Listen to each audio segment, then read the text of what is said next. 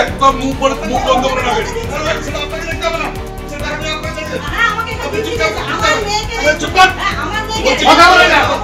মুখটা বন্ধ করেন, মুখটা বন্ধ।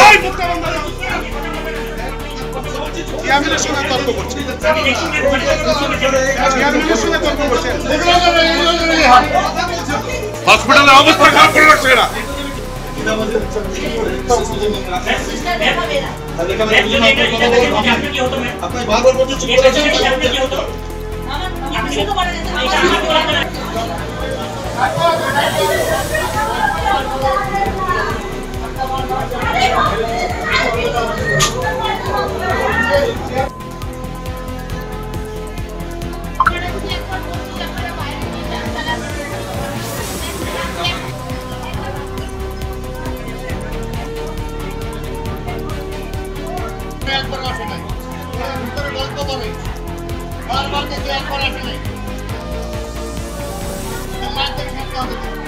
এই এসি রুমের মধ্যে বসে এরা গল্প করতেছে, ভাইফোঁটার গল্প। আর এরা সব বাইরের নার্স।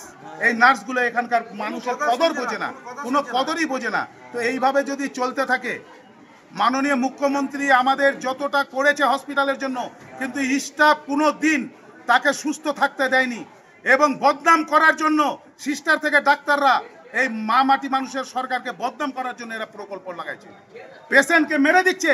কোনো পেশেন্টকে আপনার এতগুলো বেডে লোক আছে, আপনারা শুনে নেন একটা পেশেন্টের কাছ থেকে তারা নার্সগুলো তারা ভালো ব্যবহার করছে কিনা। আজকে 1 লাখ টাকা পর্যন্ত ওরা মাইনা পাচ্ছে আর পেশেন্টের পরিষেবা দিচ্ছে না। ইসলামপুরের ডাক্তারদের কথা কি বলবো, হসপিটালের গেট থেকে বারণ, হসপিটালের এমার্জেন্সিতে নেই, কিন্তু দেখবেন যে হসপিটালের চেম্বারের মধ্যে ওরা বসে একটা মেডিসিন দোকানের চেম্বারে বসে ওরা প্র্যাকটিস করছে। আমার নিজের চোখে আমার দেখা।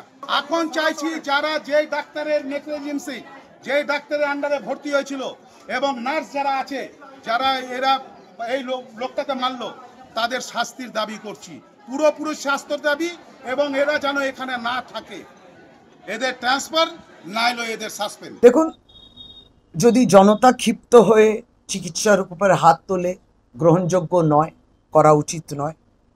স্বাস্থ্যক্ষেত্রে অবহেলা একটা অভিযোগ দিয়ে চিকিৎসককে মারধর করা একদম গ্রহণযোগ্য নয়। যদি কোনো ক্ষমতার জায়গা থেকে কেউ যদি এইভাবে ঔদ্ধত্য দেখায় কিংবা হুমকি হামকি দেয়, সেটাও গ্রহণযোগ্য নয়। সমস্ত বিরুদ্ধে পদক্ষেপ। ফলো করুন সংবাদ প্রতিদিন ডিজিটাল।